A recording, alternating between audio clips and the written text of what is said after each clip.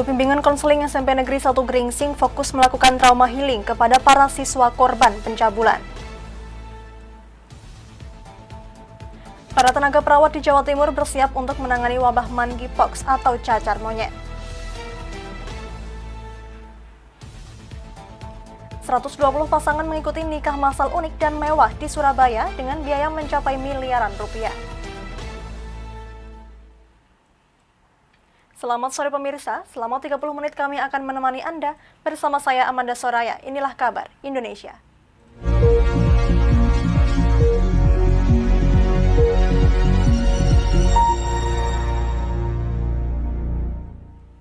Berita pertama datang dari Batang, Jawa Tengah. Telah beredar luas pemberitaan tentang seorang guru agama di SMP Negeri 1 Gringsing, Kabupaten Batang, Jawa Tengah, melakukan tindakan pencabulan terhadap puluhan siswi saat kegiatan sekolah. Tidak mau berlarut-larut dengan keadaan dan liarnya informasi di media sosial, pihak sekolah langsung melakukan proses trauma healing guna memulihkan mental psikologi anak. Suasana kegiatan belajar mengajar Sekolah Menengah Pertama Negeri 1 Gringsing masih terus berjalan normal. Kendati tengah dihebohkan ulah oknum guru agama Agus Mulyadi diduga melakukan pencabulan dengan modus menggunakan kegiatan organisasi siswa intra sekolah atau OSIS. Pencabulan dilakukan terhadap puluhan anak didik berjenis kelamin perempuan. Namun sampai saat ini baru ada 4 orang tua murid yang sudah melapor pada kepolisian. Kepala SMP Negeri 1 Gringsing Trisari Ida Yuli Santi mengatakan, selama ini pelaku tidak menunjukkan perilaku yang menyimpang sehingga ketika di sekolah pada jam pelajaran berjalan seperti biasa. Namun demikian sesuai alur birokrasi, saat ini pelaku sudah diperiksa di unit pelayanan perempuan dan anak Polres Batang. Sementara baru ada 4 orang tua yang melapor, namun tidak menutup kemungkinan laporan akan bertambah. Pelaku pencabulan merupakan aparatur sipil negara tahun 2019, beralamatkan di Salaan Desa Sambung Sari Weleri, Kabupaten Kendal, dan mendaftar CPNS di Kabupaten Batang. Di mata saya, karena saya sebagai kepala sekolah baru, yang baru 2 bulan, kami tidak melihat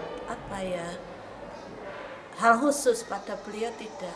Saatnya mengajar ya mengajar. Di jam kerja tidak ada tanda-tanda yang mencurigakan. Normal gitu. Inggih. Dari laporan orang tua murid. Kami selaku kepala sekolah, jalur saya jalur kedinasan ya Pak.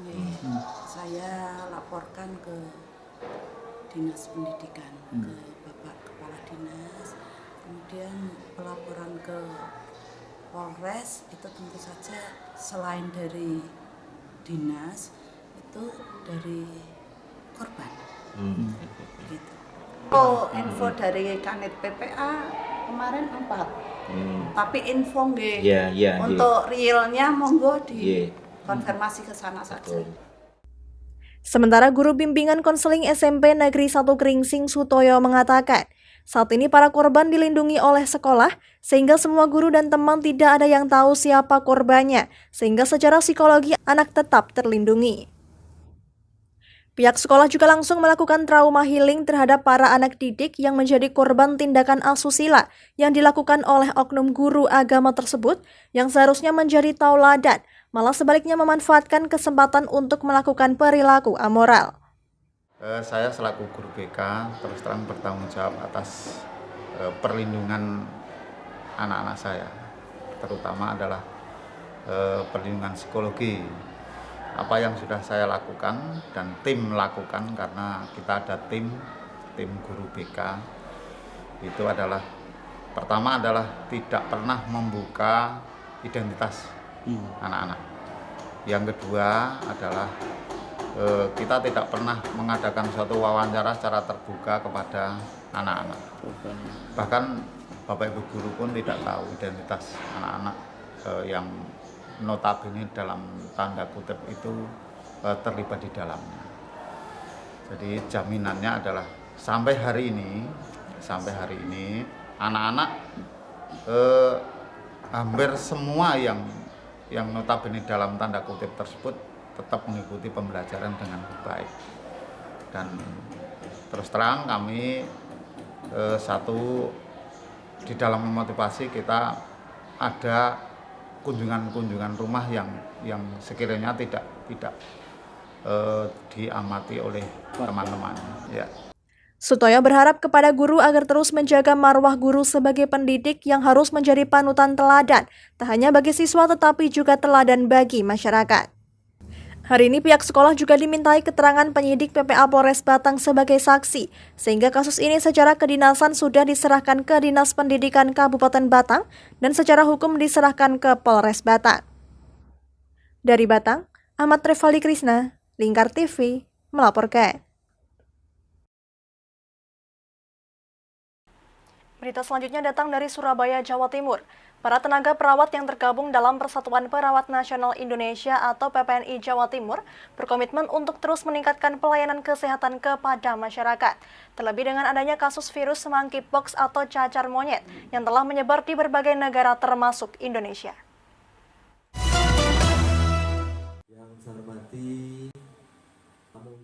Merebaknya virus monkeypox atau cacar monyet juga disikapi langsung oleh Persatuan Perawat Nasional Indonesia atau PPNI Jawa Timur untuk segera melakukan langkah antisipasi. Hal itu disampaikan Ketua DPW Persatuan Perawat Nasional Indonesia atau PPNI Jawa Timur, Profesor Nur Salam usai membuka rapat koordinasi DPW PPNI Jawa Timur di Surabaya. Ketua DPW PPNI Jawa Timur juga mengaku akan meningkatkan koordinasi bagi para perawat yang bertugas di kota dan kabupaten maupun yang di daerah-daerah di Jawa Timur. Nur Salam juga menekankan kepada para perawat mengenai pentingnya pelayanan kesehatan bagi masyarakat. Meski saat ini dalam masa pandemi menuju endemi, para perawat tetap diminta untuk memberikan pelayanan kesehatan terbaik bagi masyarakat.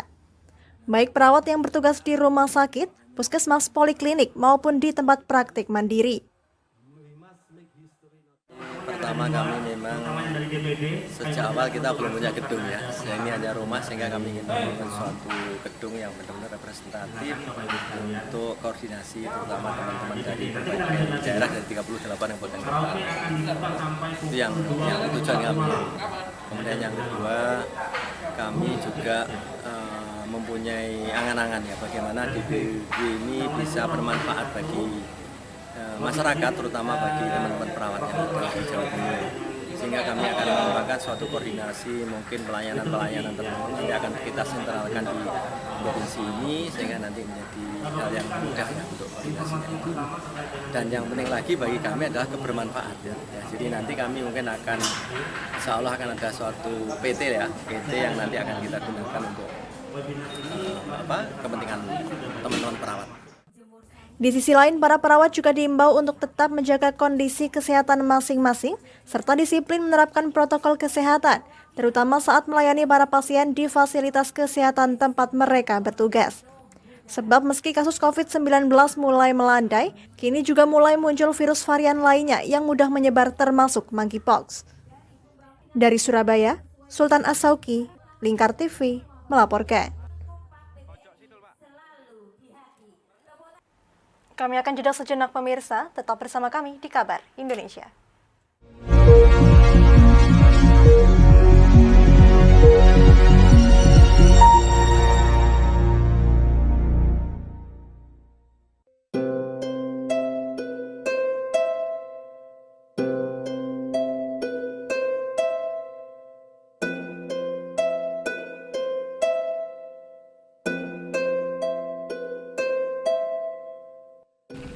Wah iki yo siaran TV wah apik temenan.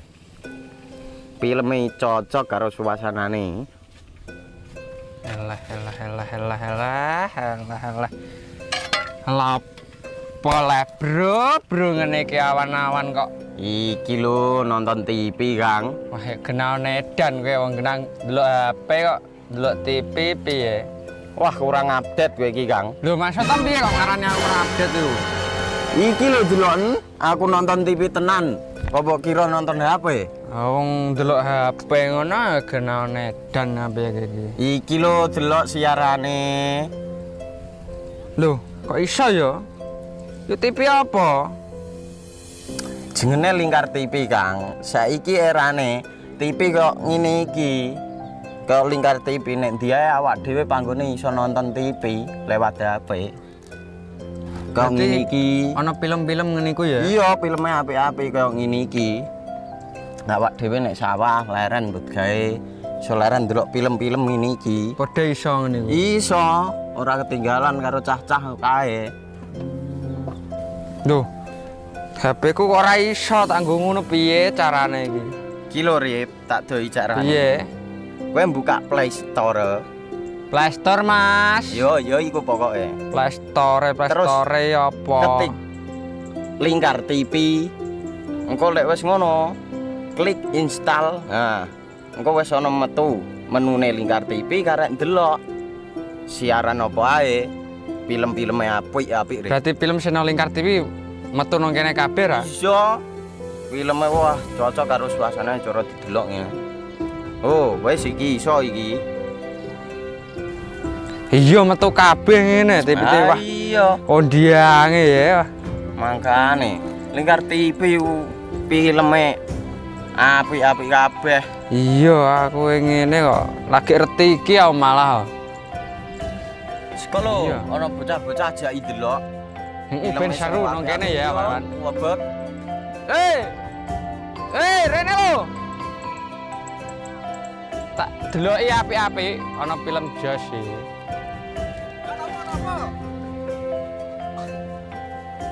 Rene go Rene. Oh iki lho tak deloki film nang Lingkar TV. Solutif dan terpercaya.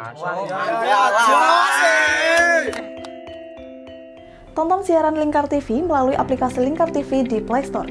Dengan cara ketik Lingkar TV di pencarian Play Store,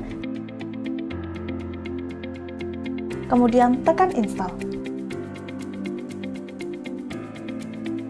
Mudah bukan? Nikmati tayangan-tayangan menarik dari Lingkar TV kapanpun dan dimanapun Anda berada. Tinggal tekan menu Lingkar TV di HP Anda dan selamat menonton!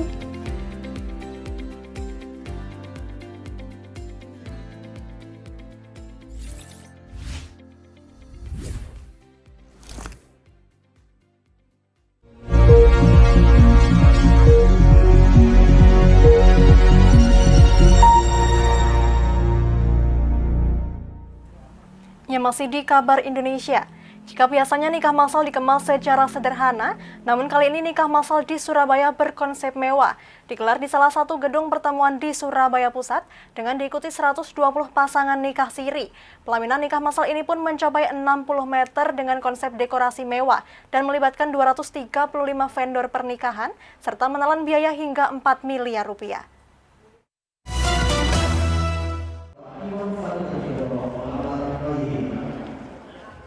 Seperti inilah suasana nikah massal mewah yang diikuti oleh 120 pasangan nikah siri di Surabaya. Nikah massal dengan konsep mewah ini juga sengaja dilakukan sebagai pembeda dari konsep nikah massal pada umumnya yang hanya diselenggarakan secara sederhana. Dekorasi pernikahan pun dibuat seperti pernikahan masyarakat kelas atas dengan dekorasi pelaminan yang indah dan memiliki panjang 60 meter.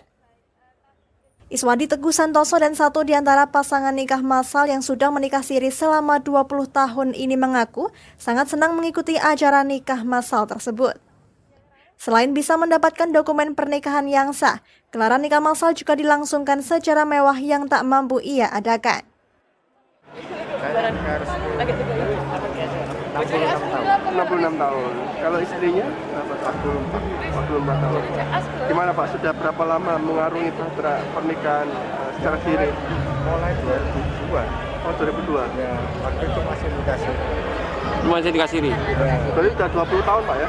Ya, anak saya lulus sekolah itu sampai 19 tahun lebih.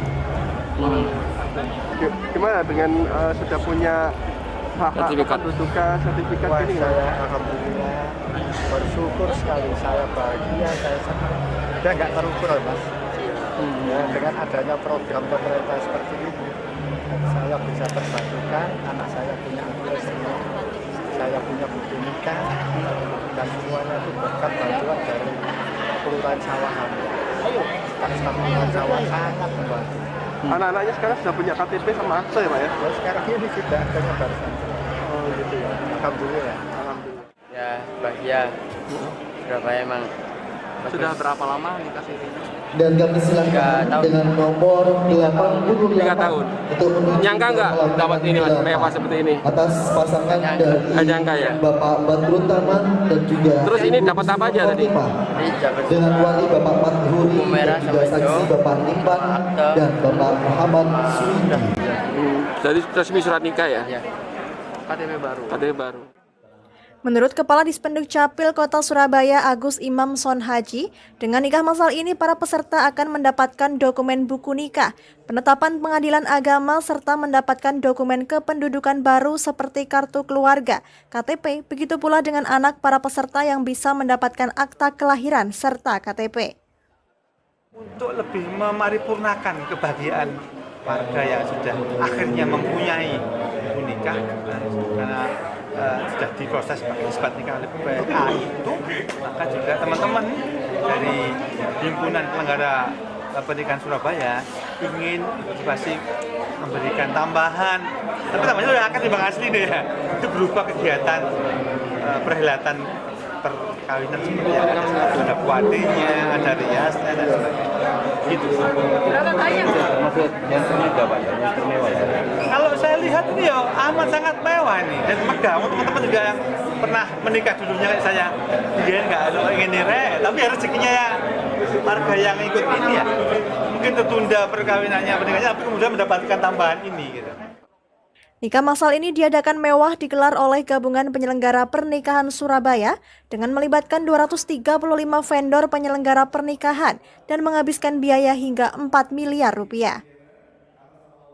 Prosesi nikah massal juga dihadiri dan disaksikan Wali Kota Surabaya Eri Cahyadi. Selain itu, nikah massal juga diwarnai dengan banyak hiburan, mulai dari musik orkestra hingga tari-tarian. Dari Surabaya, Sultan As-Sauki, Lingkar TV, melaporkan. Memanfaatkan limbah kayu ternyata mampu menjadi peluang bisnis. Hal itu pula yang mendorong sebuah usaha kria dari Sleman bernama Kamar Kayu Woodcraft untuk terus berkarya. Diawali ide dari melihat beragam perabotan yang biasanya ada di ruang kamar, sebuah kreasi seni kria indah pun tercipta.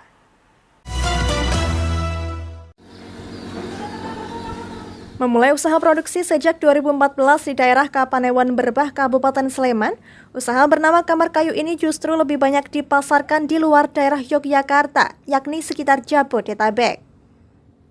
Meski saat wabah COVID-19 kemarin terasa sekali penurunannya, tetapi permintaan dari daerah Jabodetabek masih yang terbaik di antara daerah lain. Usaha ini dirintis seorang pemuda bernama Muhammad Anang, memanfaatkan limbah kayu dari sisa packaging barang-barang impor di Pelabuhan Tanjung Perak dan Tanjung Priok. Meskipun mengandalkan bahan baku dari kayu limbah, produk Kamar Kayu ini sangat terkesan istimewa dan unik. Untuk pemasaran selama ini, Muhammad Anang mengoptimalkan media sosial seperti Instagram, serta masuk ke marketplace seperti Tokopedia. Pada umumnya, para konsumen yang memesan via online adalah mereka yang ingin produk custom. Misalnya mereka menginginkan pesan jam dinding yang ada tulisannya, atau pesan kerajinan bingkai kayu dengan kata-kata mutiara favorit mereka. Kita berdiri tahun 2014, awalnya memang iseng-iseng aja sih bikin produk-produk, dibikin sendiri, dipakai sendiri, terus akhirnya coba kita upload, ternyata ada beberapa temen yang tertarik suruh bikinin 1-2, akhirnya kita ngelihat ada peluang di sini, akhirnya baru kita seriusin sampai sekarang. Yang kita dari awal fokus ngolahnya kayu limbah.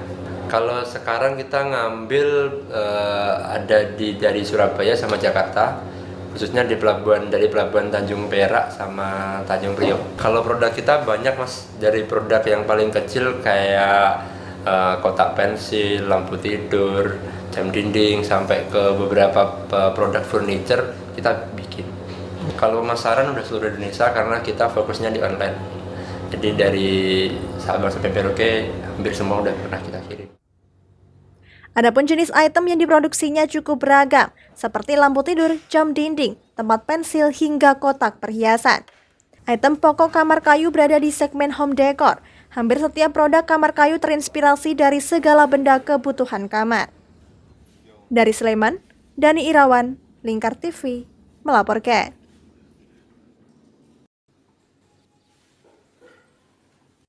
Ya demikian kabar Indonesia. Saya Amanda Soraya dan seluruh kru yang bertugas pamit dari hadapan Anda. Terima kasih dan sampai jumpa.